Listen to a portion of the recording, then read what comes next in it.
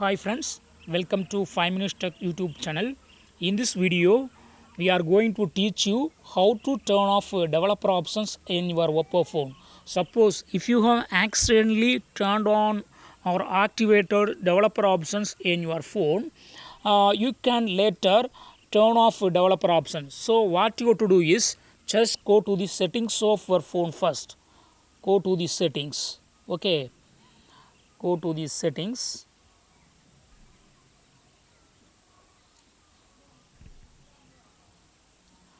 Go to settings and then go to additional settings. Okay, go to settings first, then go to additional settings here, and you will find the developer options here.